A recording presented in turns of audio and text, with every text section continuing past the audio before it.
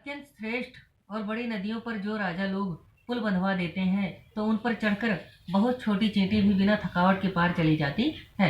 यही प्रकार बल मनहि दिखाई करियो रघुपति कथा सुहाई व्यास आदि कवि पुंगा बनाना जिन साधर हरि सुजस बखाना।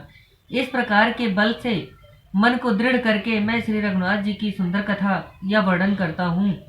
व्यास आदि जो अनेक कवीश्वर हो गए हैं जिन्होंने आदर सहित श्री हरिचरित का वर्णन किया है। चरण चरण कमल बंदौ तिनकेरे पूर्व सकल मनोरथ मेरे कल के कविन करम परिणामा जिन बरने रघुपति गुणग्रामा।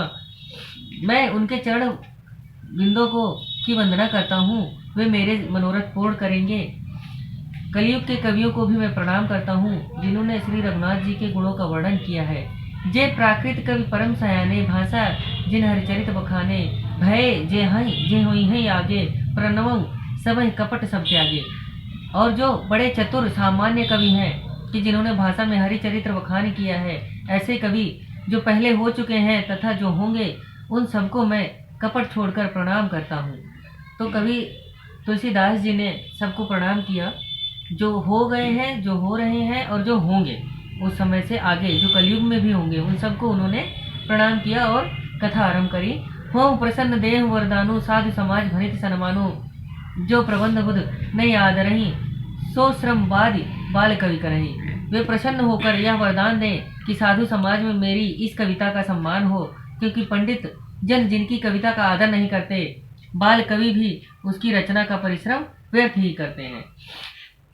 कीरत भनित भूति भल सोई सुरसरी सम सब कहित होई राम सुकीरत भनित भदेसा असमंजस असमोहि अंदेशा।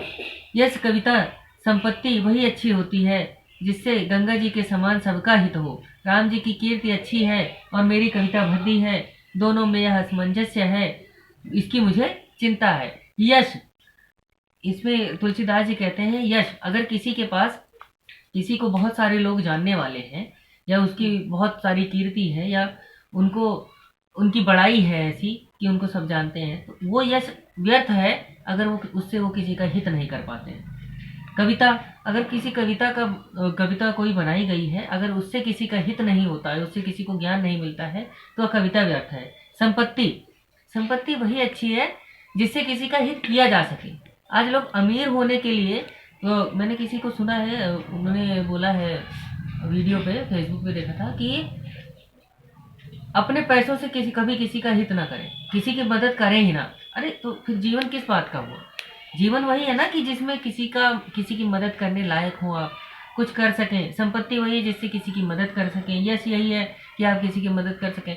जब अपने आप ही जीना है, सिर्फ अपने लिए जीना है, अपने परिवार के लिए जीना है, तो वो कोई जीवन नहीं हुआ। तो ये साफ इन्हें तुलसीदास जी ने लिख करके कहा है कि राम जी की कीर्ति अच्छी है और मेरी कविता अच्छी है, दोनों में असमंजस्य है, इसकी मुझे चिंता है। और इन्होंने साफ कहा है यश कविता संपत्ति वही अच्छी है जिससे गंगा जी के समान सबका हित हो।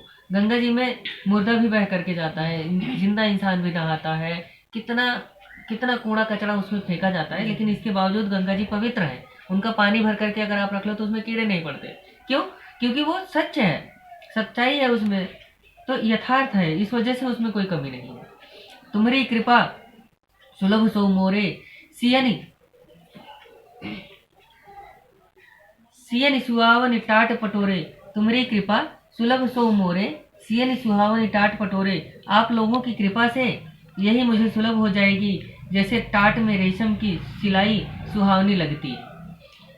सरल कवित कीरत विमल सोई आदर सुजान सहज बयर विसराय रिप जो सुनि करहि बखान। जो कविता सीधी हो और जिसमें निर्मल चरित्र का वर्णन हो उसी का आदर लोग करते हैं। वैरी लोग भी अपना स्वभाव छोड़कर उसको सुनते हैं, उसकी सराहना करते हैं। वही कविता अच्छी होती है जिसकी लोग सराहना करें, जिससे उनको ज्ञान की प्राप्ति हो, जिसमें उनको अच्छे मार्गदर्शन मिले, वही कविता अच्छी है। वही धन अच्छा है जिससे हम किसी की मदद कर सकें। वही ज्ञान अच्छा है जिससे हम लोगों को बता करके लोगों के जीवन को और सरल कर सकें। इसी के साथ मैं अपने नई सीख नई राह वीडियो में आपका धन्यवाद कर रहा हूँ। हमारे साथ बने रहने के लिए आपका दिल से धन्यवाद।